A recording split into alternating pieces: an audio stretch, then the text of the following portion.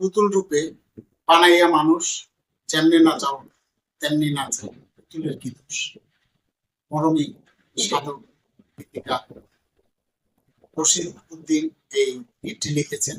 কেন লিখেছেন তা তিনি ভালো বলতে পারবেন, তবে বর্তমানে তার প্রাসঙ্গ। সবাইকে শুভেচ্ছা এবং স্বাগত যারা আমার এই কথা শুনছে।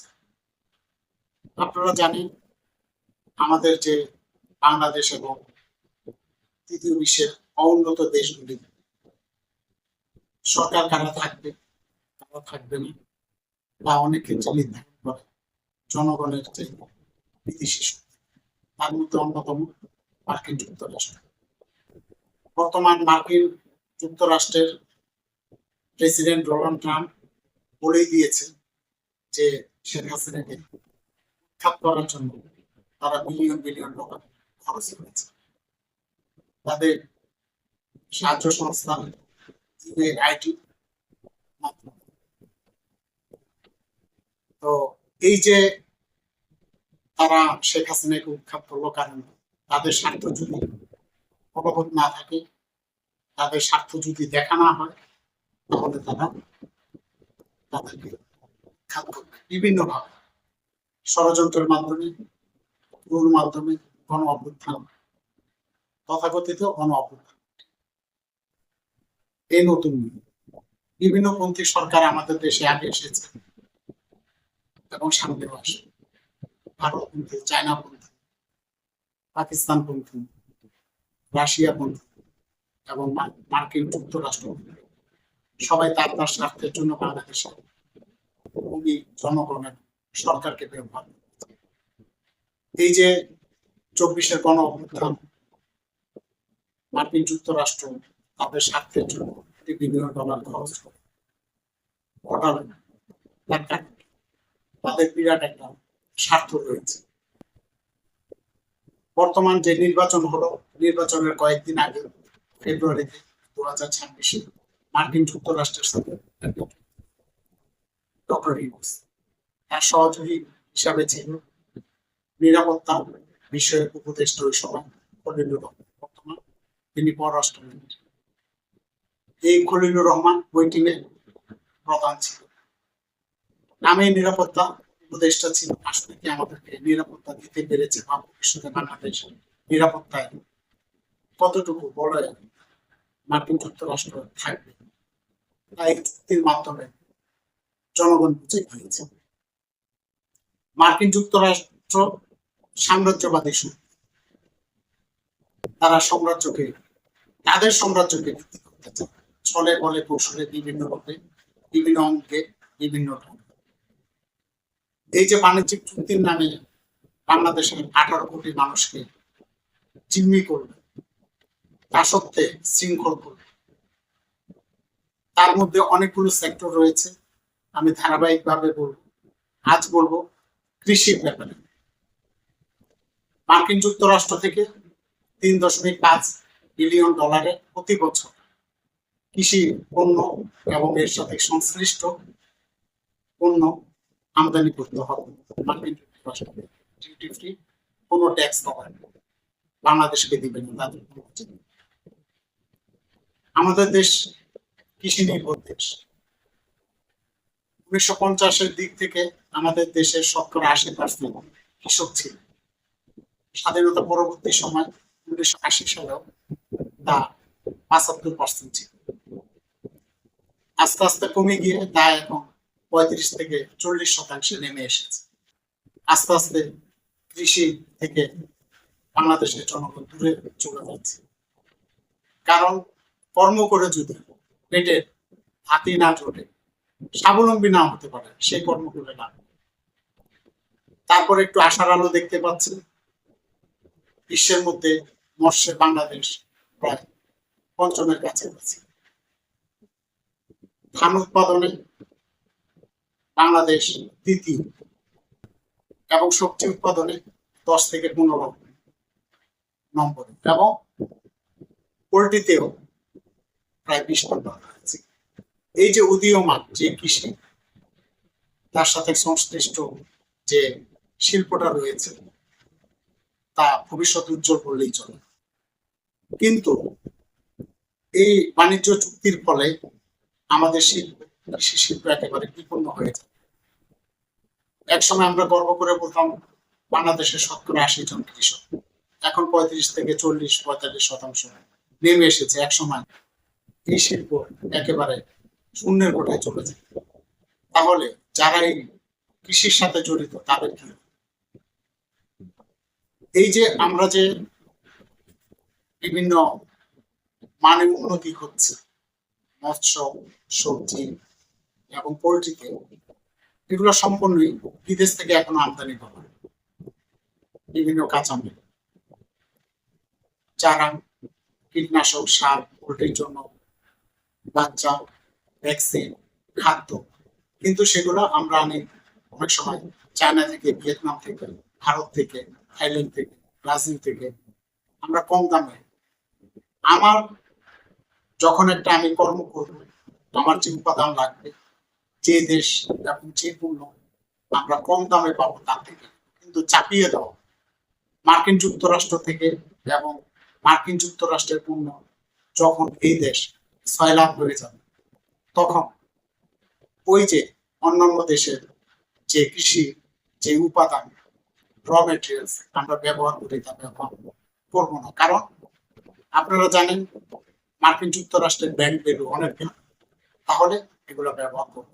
তখন কৃষি পণ্যের দাম বেড়ে যাবে, তাদের খরচ বেড়ে যাবে, এবং যে পণ্যটা তারা উৎপাদন করবে বাজারে তার দামও বেড়ে যাবে। তাহলে আমাদের দেশ থেকে তো ডলার দিয়ে এই সকল জিনিসপত্র কিনতে হবে মার্কিন যুক্তরাষ্ট্র, ডলারও চলে যাবে, তারা ট্যাক্সও দিবে না। তাহলে কত দিকে আমরা আমাদের কৃষক ভাইদের কি হবে? তারা তো ফসলের এখনো ন্যায্য মূল্য পাচ্ছে না, তখন ফসলের দাম আরো বেশি হবে, উৎপাদন খরচ বাড়বে, তাহলে আমাদের কৃষক ভাইদের কি হবে? সেই সাথে সারা বছর যারা আমাদেরকে এই খাদ্যের যোগান দেয় তাদের অবস্থা কি হবে? এবং আমাদেরকে বেশি দাম দিয়ে সে সকল পণ্যদ্রব্য, পোল্ট্রির মাংস, ধান, সবজি, এগুলো বেশি দামে চড়া মূল্যে কিনতে হবে, তাহলে আমাদের পকেট খালি হয়ে যাবে। খলিলুর রহমান সাহেব এবং ডক্টর ইউনূস ক্ষমতা থেকে যাওয়া কিছুদিন আগেই সে এই চুক্তি করার হেতুটা, বর্তমানে এই খলিলুর রহমান সাহেব এখনো পররাষ্ট্র মন্ত্রী হিসাবে রয়েছে।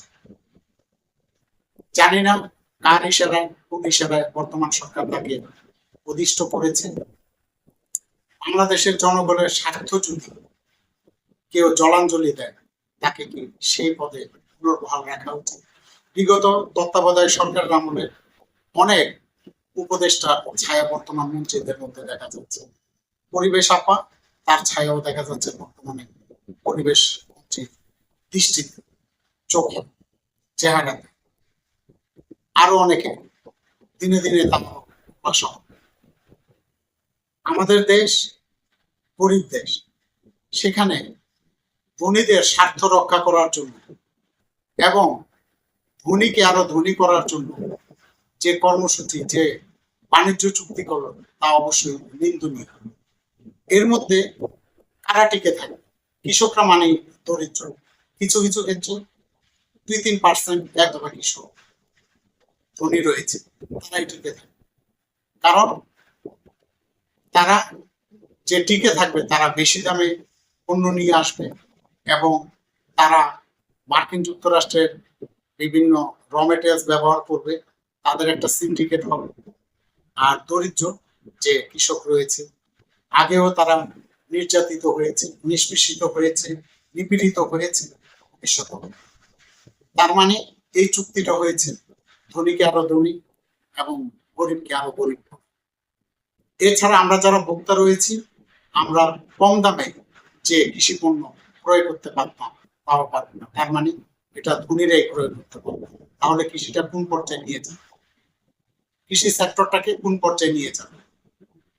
আমরা মাছ, চিংড়ি মাছ রপ্তানি করতে পারি, সেই ক্ষেত্রে তারা বিভিন্ন দিকে মান নিয়ন্ত্রণ দেখবে, তাদের বিভিন্ন ধরনের স্বার্থ দেখবে, বিভিন্ন ধরনের নীতিমালা রয়েছে। কিন্তু গরিব যে মৎস্য চাষ করবে, চিংড়ি প্রজেক্ট গুলো, তা বন্ধ হয়ে যাবে, কারণ সেই মান তারা বজায় রাখতে পারে। এছাড়া দুগ্ধ মানে দুধ কন্ডেন্স মিল্ক, বিভিন্ন ধরনের গুঁড়ো দুধ যখন এদেশে মার্কিন যুক্তরাষ্ট্রের দুধ এদেশে আমদানি করবে, তখন আমাদের দুধ শিল্প তা ধ্বংস হয়ে যাবে, কম দামে আমরা দুধ পাব। এছাড়াও সবজি দাম বাড়বে, পোলট্রি মুরগির দাম বাড়বে, ডিমের দাম বাড়বে, মাংসের দাম বাড়বে এবং ধান এবং চালের দাম বাড়বে, এবং এগুলো উৎপাদন খরচ অনেক বেড়ে যাবে। যে দেশের মানুষ এখনো বেশিরভাগ ক্ষেত্রে দারিদ্র সীমার নিচে বসবাস করে, তাদের দেশে এই ধরনের চুক্তি ক্রেতা উৎপাদনকারী সবার জন্য একেবারে চপে থাকে। তাহলে আমাদের দেশে ডক্টর মোহাম্মদ ইউনূসকে কেন ক্ষমতায় বসানো হয়েছে? ধনীদের স্বার্থ রক্ষা করার জন্য? আরেকটা ধনী শ্রেণী তৈরি করার জন্য? দেশে দেশে এরকম সাম্রাজ্যবাদী শক্তি বিদেশিদের প্রভুদের রক্ষা করার জন্য অনেকের জন্ম নিবে, ইস্ট ইন্ডিয়া কোম্পানি আসবে, অনেক মীর জাফরের তৈরি হবে, সেই সাথে আমাদের দেশে সিরাজউদ্দৌলা তৈরি হবে। সেই সাথে এইসব প্রতিহত করার জন্য বাংলাদেশে কেউ না কেউ কোনো ঘরে যে গুয়ে বেড়াও ফিদেল কাস্ট্রো অথবা নেলসন ম্যান্ডেলার ব্যক্তি তৈরি হবে, সাম্রাজ্যবাদী বিরোধী শক্তির প্রতিবাদ করতে, নিপীড়নের বিরুদ্ধে। কৃষক বাঁচলে বাংলাদেশ বাঁচবে, কৃষক বাঁচলে আমি বাঁচব, কৃষক বাঁচলে আপনি বাঁচবেন, দেশের অর্থনীতি বাঁচবে। এই চুক্তির মধ্যে ভালো কোনো দিক আপনি দেখাতে পারবেন না। যে বাণিজ্য চুক্তি করেছে মার্কিন যুক্তরাষ্ট্রের কাছে, মার্কিন যুক্তরাষ্ট্র কখনো বাংলাদেশের মতো দেশকে তারা বন্ধু মনে করে, তারা মনে করে তাদের উপনিবেশ রাষ্ট্র, তাদের পদলেহন করে চলবে। কিন্তু বাংলাদেশের জনগণ তো সেটা চাইবে। তারা কিছু বুদ্ধিজীবী, কিছু বড়জীবী, কিছু রাজনীতিবিদ তারা তৈরি করে তাদের পক্ষে গুণগান গাওয়ার জন্য, এবং এই সকল করেই তারা একটা দেশে তাদের ক্ষমতা দিয়ে তাদের উপনিবেশ রাষ্ট্র হিসাবে তৈরি করে। কারা কারা সেই উপনিবেশ রাষ্ট্রের সহযোগিতা বাংলাদেশের জনগণ বুঝতে পারছে, ভবিষ্যতেও বুঝতে আরো খোলা শহর। তবে এই সকল আগে ছিল 200 বছর আগে ইস্ট ইন্ডিয়া কোম্পানি, এখনো বিভিন্ন রূপে আমাদের দেশে বিভিন্ন কোম্পানি, বিভিন্ন সাম্রাজ্যবাদী শক্তি বিভিন্ন সেক্টরকে ধ্বংস করার জন্য তারা রেলিয়ে দিয়েছে। আমাদের দেশে কিছু মীর জাফরদেরকে সঙ্গী করে হাত ধরে তারা বুদ্ধিজীবী তৈরি করে, তারা রাজনীতিবিদ তৈরি করে, তারা এনজিও তৈরি করে, তাদের পক্ষে কথা বলার জন্য সময় ও সুযোগের অপেক্ষায় থাকে। দেশপ্রেমী কোন রাষ্ট্রপ্রধান তারা মেনে নিবে না, দেশপ্রেমী কোন নাগরিককে তারা মেনে নেয় না। তারা তাদের যে সাম্রাজ্যবাদী যে বিস্তার তা তারা সুযোগ পেলেই করবে। সবার আগে বাংলাদেশ, আমাদের দেশের স্বার্থ যারা দেখবে না, আমাদের দেশের কৃষককে যারা দেখবে না, শিল্প প্রতিষ্ঠানকে যারা দেখবে না, সার্বভৌমত্ব বিকিয়ে দিবে, সেই সাম্রাজ্যবাদী শক্তি যদি মাথা চাড়া দেয় কেউ না কেউ, যে গুয়েভারা, ফিদেল কাস্ট্রো অথবা নেলসন ম্যান্ডেলা হয়ে তার গর্জে উঠবে বাংলার ঘরে ঘরে, এখান থেকেই জন্ম নেবে। কখনো বাংলাদেশের জনগণ দাবেদারি মেনে নেয়নি, নিবেও। কৃষির ব্যাপারে আপনারা আরো বিস্তারিত এই চুক্তির মধ্যে অনেক কিছু রয়েছে যা কোনো কিছু আমাদের দেশে কৃষি নির্ভর নয়, একচেটিয়া তাদের আধিপত্য দেখা যাবে। এছাড়া তাদের থেকে আমাদেরকে আরো অনেক জিনিসপত্র ক্রয় করতে হবে, বোয়িং বিমান সহ। এছাড়া আরেকটা কথা না বললেই না, ভুট্টা, সয়াবিন এবং বিভিন্ন ধরনের পণ্য তাদের থেকে আমদানি করতে হবে। তাহলে আমাদের দেশে যে ভুট্টা চাষি তার কি হবে? আমাদের দেশে যে কম দামে আমরা সয়াবিন আনি তার কি হবে? আমাদের উপর চাপিয়ে দিয়েছে মুষ্টিমেয় কিছু দালালকে তারা হাত করে, এবং এই দালালরাই চেয়েছিল এই দেশ সাম্রাজ্যবাদী শক্তির হাতে যায়। এর জন্যই এই গণ অভ্যুত্থান ঘটিয়েছিল, ষড়যন্ত্র করেছিল। ষড়যন্ত্র যাই করুক, বাংলাদেশে একজনও যদি বামপন্থী থাকে তারা গর্জে উঠবে, তারা গর্জে উঠবে এই সাম্রাজ্যবাদী শক্তির বিরুদ্ধে। ধন্যবাদ সকলকে, ভালো থাকবেন। প্রগতিশীল কর্মসূচি বাস্তবায়ন করতে হবে। সবার জন্য অন্ন, বস্ত্র, বাসস্থান, স্বাস্থ্য, চিকিৎসা ফ্রিতে দিতে হবে এবং শতভাগ বেকারত্ব দূর করতে হবে।